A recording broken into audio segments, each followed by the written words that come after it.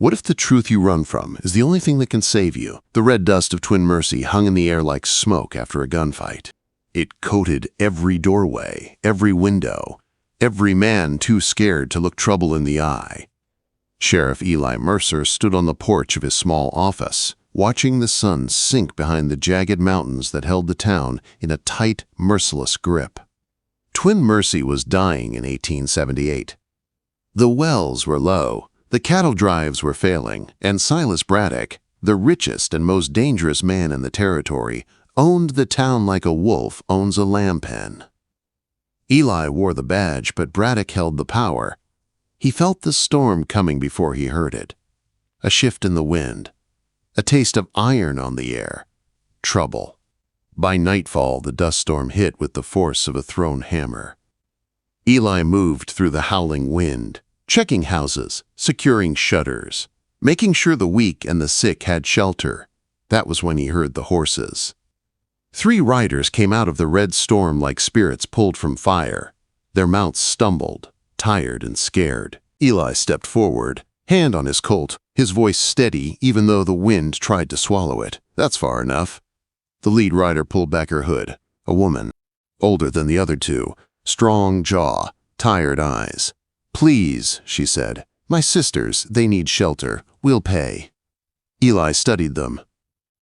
The second rider, a woman with wild auburn hair and cat-sharp eyes, sat tall in the saddle despite obvious pain. The youngest clutched a leather satchel like it held her heartbeat. "Stable behind Doc Avery's," Eli said. "Follow me." Inside the lantern-lit stable, the storm faded to a dull roar. The women worked in silence, their movements quick and practiced. They were used to running, used to fear. The eldest spoke first. "I'm Margaret Hale. This is Lena. And that," she nodded toward the auburn-haired woman, "is Ruth." Ruth slid down from her horse and bit back a wince. Her left hand pressed her ribs. "You're hurt," Eli said. "It's nothing," Ruth answered too quickly. He didn't push it. Not yet. "Where are you traveling from?" he asked. California," Margaret answered, but her eyes flickered. The lie was thin as spider silk. "Families don't ride cross-country in storm season unless they're running from something," Eli said. Ruth stepped forward, fire in her eyes. "Sometimes you leave when you have to, not when you want to." Their gazes locked, and something passed between them. Recognition. He had seen that look before in the mirror. The look of someone carrying ghosts. Morning came clear and bright, but trouble arrived with it. Cole Garrett swaggered into Eli's office like a snake who believed he owned the desert. Handsome until you looked too long. Then you saw the cruelty hidden in the lines of his mouth. "Boss wants to see you," Garrett said. "Bradock can wait," Eli replied. Garrett's smile sharpened. "Word is, 3 women stole the mine payroll up near Cedar Ridge, shot one of Bradock's men. Take a guess what 3? Eli's chest tightened. "You got descriptions?" 3 sisters, Garrett drawled. "One of 'em real good with horses. Bradock's offering $1,000 for their return, alive, if they behave." Quote. After Garrett left, dragging the smell of trouble behind him, Eli didn't sit long. His instincts pulled him toward Caleb Dunn's ranch on the edge of town. And he found exactly what he feared, and hoped to find. Ruth Hale was in the corral with a black stallion that had tried to kill every man who'd touched it. But there it stood, calm as a morning river, while she ran her hands along its neck and spoke soft words only the horse seemed to understand. "That's impossible," Caleb muttered. "He'd as soon eat you as let you near him." "Maybe he needed someone who speaks his language," Eli said quietly. Ruth turned. She froze only a second when she saw Eli. Then her chin lifted. "Sheriff," she said, "come to check on the suspicious strangers?" "Came to check on that injury you're pretending doesn't hurt." A tiny smile tugged at her mouth. "Persistent, aren't you? Usually gets me in trouble." She let him inspect the graze along her ribs, a fresh bullet mark. She tensed when his fingers brushed her skin. "It needs cleaning," he said. "I've had worse." "I don't doubt it." Quote. Before she could answer, Lena appeared at the barn door, her eyes wide with fear. "Ruth," she whispered, "Margaret needs." She stopped when she saw Eli. Her hand flew to the silver cross around her neck. A cross too fine for common travelers. A cross that told stories. That was when Garrett's voice cut through the morning. "Well, well, what do we have here?" He stood at the fence with two Bradock men. His eyes went straight to Lena's cross. "That's Fort Worth silver," Garrett said. "Hale family silver. Shame they all died, except the daughters who killed one of Bradock's men and stole his money." Ruth stepped in front of Lena, anger burning hot. "You're mistaken." "Am I?" Garrett rested a hand on his gun. Eli stepped forward, Colt loose in his hand. "They're not going anywhere," he said. "You want them? Bring a warrant." Garrett stared at him, long and cold. "This ain't over," he said. When they rode off, Ruth turned to Eli. "Why?" she whispered. "Why help us?" "Because Bradock's a snake," Eli answered. "And because I look at you three and see fear that didn't come from stealing payroll." Margaret stepped out of the barn then. Her voice was steady. "You want the truth, Sheriff? Bradock killed our mother, and we're next." The wind picked up again, carrying dust and danger across the yard. Eli looked at the three sisters, Margaret with quiet strength, Lena with haunted eyes, and Ruth, fierce, wounded, proud. "Then you don't run anymore," Eli said. "Not in my town." Ruth stared at him, eyes softening for the first time. "You believe us, just like that?" "I've seen enough lies from Bradock to fill a graveyard. I'll take my chances with the truth." Ruth's voice dropped. "Then call me Ruth." For the first time in months, a spark lit inside Eli Mercer. Hope, dangerous hope. The church bell tolled then, fast, panicked. Tommy Hayes came running. "Sheriff, Mr. Bradock's in town, with Judge Pike. They're posting a reward, $1,000, dead or alive." Eli met Ruth's eyes. "It seems Bradock made his move," he said. "The real question is, what are we going to do about it?" Quote, Ruth stepped closer, voice steady and fierce. "We stop running." And Twin Mercy would never be the same. How do you fight a man who owns the law, the guns, and the fear in every heart around you?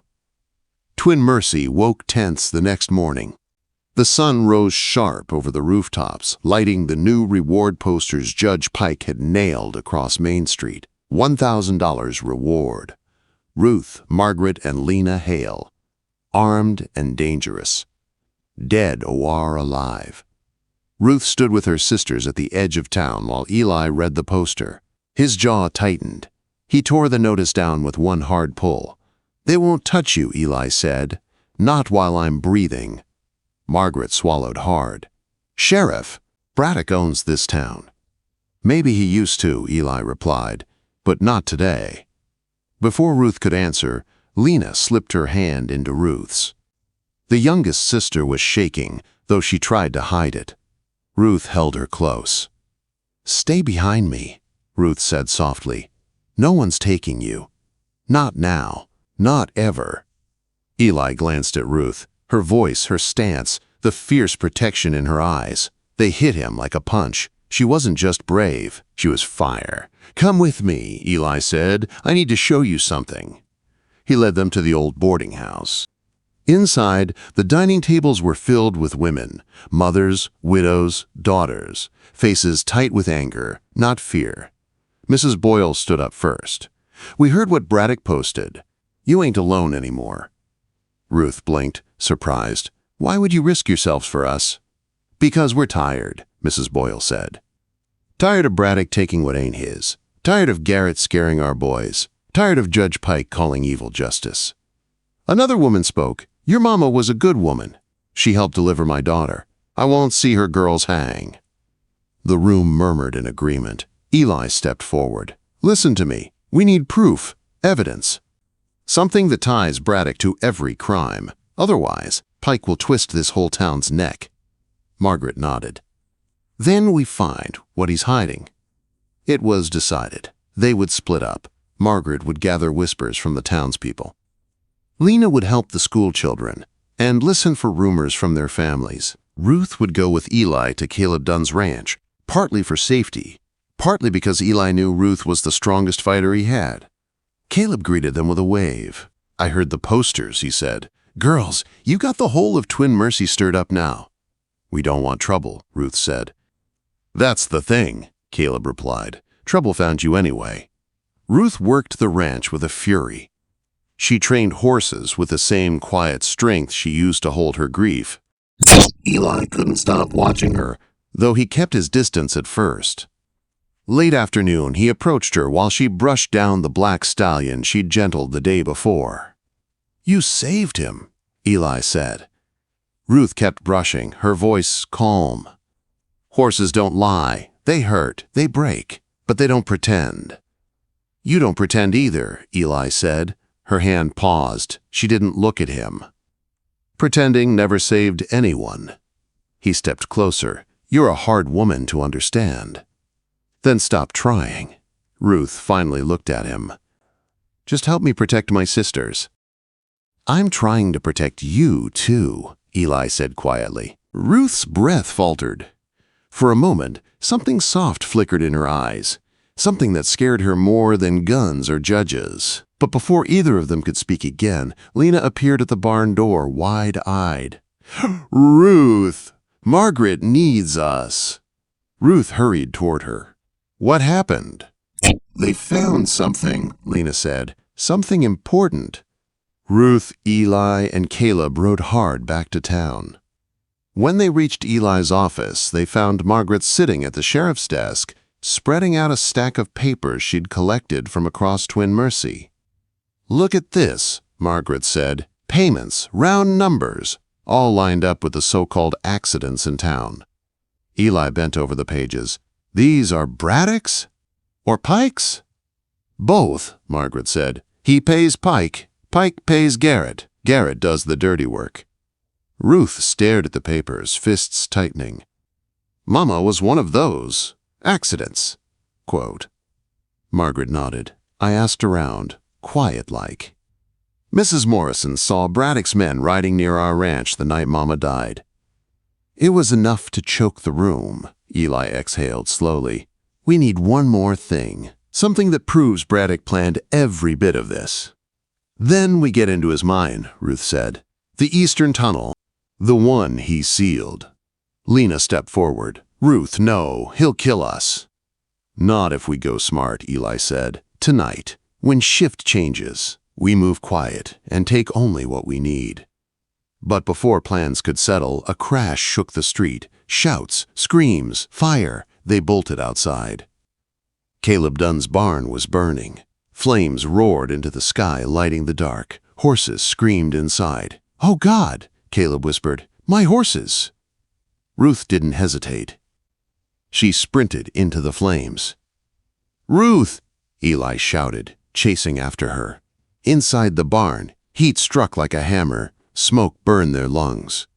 But Ruth ignored it. She moved stall to stall, untying terrified horses. Eli broke locks. Ruth calmed animals with her voice, her touch. A beam snapped overhead. Eli grabbed Ruth, pulling her aside as fire crashed where she'd stood. You could have died, Eli said, voice raw. So could they, Ruth gasped. Everything innocent is worth saving. Quote, they dragged out the last horse moments before the roof collapsed. Outside, townspeople formed a bucket line, water splashed, smoke rose, but the barn could not be saved. Caleb found them both, coughing and soot-covered. You two are blessed fools, he said, but thank you. Then Lena appeared, holding something in her trembling hands, a piece of leather, burned but still showing a brand, SB, she whispered, Silus Bradock. Eli turned it over. This was dropped at the start of the fire. Ruth stared at the brand. He wants us scared. Caleb wiped sweat and smoke from his face. He wants you running. Ruth looked toward the burning barn, flames reflecting in her eyes. I'm tired of running, she said, tired of watching innocent things burn so Bradock can have more. She faced Eli. We go to the mine, Ruth said. Tomorrow. Eli shook his head. It's too dangerous. Everything's dangerous, Ruth replied. But now, we have no choice. She stepped closer. Close enough that Eli could feel the heat of her skin. even through the smoke. "You believe in justice," Ruth whispered. "I believe in survival. Put those together. Maybe we stand a chance." He met her eyes and saw the truth. She wasn't just brave. She was breaking, and still she fought. "All right," Eli said. "We do it together." The church bell rang again, a signal of danger. Tommy Hayes ran toward them, breathless. "Sheriff!" he cried. "Garrett and his men, they're coming with Judge Pike. They're posting new warrants, dead or alive, and they're coming fast." Ruth stepped beside Eli. Her voice was steady. "Then let them come," she said. "I'm not wearing my sister's dress to hide anymore." Eli stared at her, the firelight turning her auburn hair to copper flames. "You ready?" he asked. Ruth nodded. "I've been ready since the night my mother died." What if the only way to survive was to let the whole world see who you really were? The next morning, Twin Mercy rose in a storm of whispers. Folks gathered on porches and along Main Street, staring at Ruth Hale, not the fugitive on Bradock's posters, but the woman walking straight toward the marketplace in Margaret's Sunday dress, her chin high, her courage plain as sunlight. Ruth hated the dress. It clung wrong. It felt like wearing someone else's skin. But Margaret was right. Sometimes you survive by disappearing in plain sight. Or so she thought, because the moment she stepped into the crowded market, a pair of cold eyes found her. Cole Garrett leaned against a post, watching her like a wolf watches a lamb that forgot the fence gate. Ruth kept her head down, moving from stall to stall, pretending to shop. Her heart pounded against the borrowed corset. Her hand shook. Garrett pushed off the post and sauntered toward her. "Well now," he said softly, "ain't you a pretty little thing?" Ruth didn't look at him. "Just shopping." "Funny," Garrett replied. "You remind me of someone. But the woman I'm thinking of didn't wear dresses. She wore trouble." Ruth's fingers touched the hidden pistol in her basket. Garrett reached for her arm. "You sure we don't know each other?" "Is there a problem here, Garrett?" The sheriff's voice cut through the market like a blade. Eli stood 3 feet behind them, hat low, hand resting on his gun belt. The crowd slowed, watched, waited. "Just being friendly, Sheriff," Garrett said. "Introducing myself to the lady." "The lady doesn't want your introduction," Eli replied. "How would you know what she wants?" Garrett smirked. "Unless you know her already." It was a trap, neat and deadly. If Eli denied it, they'd press harder. If he admitted it, Ruth's false cover was gone. But Eli didn't do either. He looked at Ruth, really looked at her, as if he was stripping away the borrowed dress, the fear, the walls she kept between her heart and the world. And then he spoke. Quiet. True. "I know she's got pride in her backbone and courage in her heart," he said. "I know she'd risk her life for the people she loves. I know she stands up to bullies, even when her knees are shaking." Ruth's breath stopped in her chest. Eli wasn't done. "And I know she's wearing her sister's dress because she's trying to protect others, not because she's hiding who she is." Garrett stared at him. Slow realization hit him like a blow. "She wore her sister's dress," he whispered. "She's one of the Hale girls." Then his voice sharpened. But the sheriff, he just undressed her with his eyes and his heart. The market went silent. Ruth's cheeks burned, not from shame, from something deeper. Eli stepped closer. "She's under my protection." Garrett's smile twisted. "You willing to bet your life on that?" "I already have," Eli said. Ruth swallowed hard. Something fierce rose inside her. She stepped between the men, lifting her chin. "Gentlemen," she said, her voice steady, "if you two are done growling, I've got shopping to finish." She shoved past Garrett, then looked at Eli. "Sheriff, carry my basket." Eli blinked, then smiled and obeyed. Garrett called after them, "You're dead, Hale, all of you." Ruth didn't turn around. "Get in line," she said. They walked straight to the churchyard. Only when they reached the quiet shade did Ruth finally let herself tremble. "That was foolish," she whispered. "That was brave," Eli said. "And you just made this personal for Bradock." She met his eyes. "Eli, did you mean what you said back there?" "Every word." She tried to answer, but her throat tightened. Before either could speak again, Tommy Hayes came running, breathless. "Sheriff! Accident at Caleb's ranch. Bad one." They ran. At the ranch, the sight froze Ruth's heart. The black stallion, the one she'd gentled, lay on the ground, leg shattered, blood in the dust. Ruth dropped beside him. "No, no, please." Caleb knelt next to her. Someone cut the fence, then spooked him with gunfire. He hit the post full gallop. Ruth's eyes filled. The stallion laid his head in her lap, trusting her even in dying pain. Caleb handed her the rifle. "He trusts you. Should be you that ends it." Her tears hit the earth. She whispered to the horse. A soft, wordless sound. Then she pulled the trigger. The shot echoed across the valley. Ruth stayed kneeling long after the dust settled. Eli placed a hand on her back. "This is my fault," she whispered. "No," he said. "This is Bradock's." Ruth rose, wiping her face. "Then we end this. Tonight, we get into that mine. We find proof." Eli touched her arm gently. "We do it smart. We do it together." That evening, they gathered in the church. Neutral ground. Townsfolk filled the benches. Pastor Ree opened the meeting. Eli stood at the front. "We need witnesses, people willing to testify against Bradock." Fear swept the room. But Ruth stepped forward. Her voice didn't shake. "We lost our mother because Bradock thought we were weak, because he thought no one would stand with us. If we stay silent, he wins again." Lena stood next to her. "What kind of life is it when we can't speak the truth?" Silence. Then Hank Morrison rose. "My brother didn't fall in that mine," he said. Bradock's men pushed him. Mrs. Boyle stood next. "I heard Garrett brag about burning the Hale house." Then another voice, and another. The town was waking up. After the meeting, Ruth found Eli outside. "Night breeze. Starlight. Think it'll be enough?" she asked. "It has to be." She took a breath. "Eli, what you said earlier about me." He stepped closer. "It wasn't a speech, Ruth. It was the truth." "Why?" she whispered. "You barely know me." "I know enough." She touched his hand. "I'm trouble, Eli. Trouble for anyone close to me."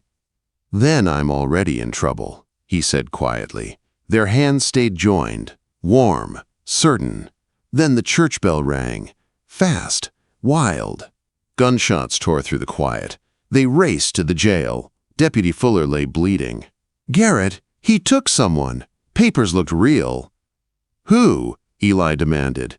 Fuller's eyes flicked to Ruth. "They took Lena."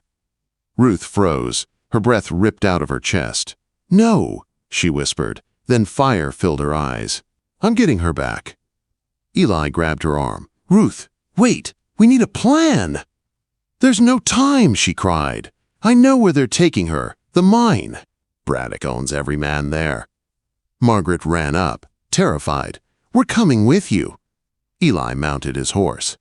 "I'm right behind you." Ruth looked at him, fear and fury tearing through her. "Don't slow me down," she said. "I won't," Eli replied. "Just don't get killed." Ruth kicked her horse hard and rode into the night like a storm given human form. Eli followed close, Margaret beside him.